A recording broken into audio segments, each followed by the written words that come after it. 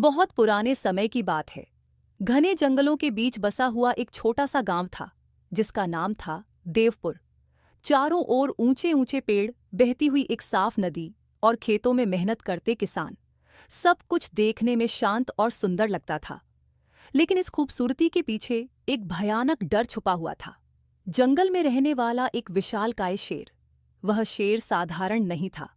उसकी दहाड़ इतनी डरावनी थी कि कई बार आवाज सुनते ही गांव के बच्चे रोने लगते और औरतें दरवाजे बंद कर लेती। गांव वालों का मानना था कि यह शेर इंसानों का शिकार कर चुका है, और जिसने एक बार इंसानी खून छक लिया हो, उसका लालच कभी खत्म नहीं होता। हर कुछ दिनों में कोई न कोई जंगल से वापस नहीं लौटता। कभी लकड़हारा, कभी चरवाहा, तो कभी खेत में काम करने वाला किसान। धीरे धीरे पूरा गांव डर के साये में जीने लगा। सूरज ढलते ही गांव में सन्नाटा छा जाता। हर घर के दरवाजे बंद हो जाते। जंगल की तरफ कोई अकेले जाने की हिम्मत नहीं करता। इसी गांव में रहता था एक साधारण लकड़हारा वीरेंद्र। दुबला पतला शरीर, साधारण कपड़े और हाथ में हमेशा एक कुल्हाड़ी। हर दिन वह जंगल में जाता, लकड़ी काटता और शाम तक वापस लौट आता। सब जंगल छोड़ चुके हैं और ये आदमी रोज मौत के मुंह में जाता है। वीरेंद्र डरता जरूर था, लेकिन उसका मानना था, अगर डर के कारण काम ही छोड़ दिया जाए तो जिंदगी कैसे चलेगी। वीरेंद्र, क्या तुम्हें अपनी जान की जरा भी चिंता नहीं? सब लोग जंगल से दूर रहते हैं और तुम रोज वहीं जाते हो। डर से अगर इंसान हार मान ले तो फिर जीने का मतलब ही क्या रह जाता है। हालात दिन ब दिन बदतर होते गए। आखिर गांव के बुजुर्गों ने पंचायत बुलाई। अगर ऐसा ही चलता रहा तो गांव उजड़ जाएगा। हमें कोई हल निकालना ही होगा। चलो सब मिलकर शेर को मार डालते हैं। क्या तुमने उसका आकार देखा है? वो अकेले 10 आदमियों पर भारी पड़ता है। काफी बहस हुई। कोई गांव छोड़ने की बात करता तो कोई हथियार उठाने की, लेकिन कोई ठोस फैसला नहीं हुआ।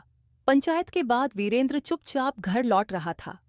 उसके दिमाग में एक ही सवाल घूम रहा था, क्या डरकर भाग जाना ही एकमात्र रास्ता है? उस रात वह सो नहीं सका। वह सोचता रहा। उसे पता था कि ताकत से शेर को हराना असंभव है, लेकिन शेर की सबसे बड़ी कमजोरी थी घमंड। अगले दिन वीरेंद्र हमेशा की तरह जंगल में लकड़ी काट रहा था। अचानक झाड़ियों में हलचल हुई, सुनहरी आंखें चमकीं, और अगले ही पल एक विशाल शेर उसके सामने खड़ा था। इंसान, तूने मेरे जंगल में आने की हिम्मत कैसे की?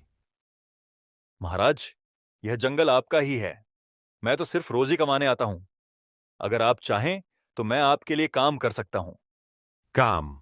तू मेरे लिए क्या कर सकता है? मैं रोज आपके लिए शिकार ला सकता हूं। आपको मेहनत भी नहीं करनी पड़ेगी। शेर कुछ पल सोचता रहा। आलस और घमंड ने उसके दिमाग को ढक लिया। ठीक है इंसान, अगर तू रोज मुझे शिकार देगा तो मैं तुझे छोड़ दूंगा, लेकिन एक दिन भी धोखा दिया तो तेरा अंत तय है। यहीं से वीरेंद्र का असली खेल शुरू हुआ। ये कैसे जिंदा लौट आता है? एक दिन शेर बोला, अब मुझे जानवरों से मन भर गया है। मुझे इंसान का मांस चाहिए। अगर आप सच में सबसे ताकतवर साबित होना चाहते हैं तो पहले मेरे दुश्मन को हराना होगा। तेरा दुश्मन?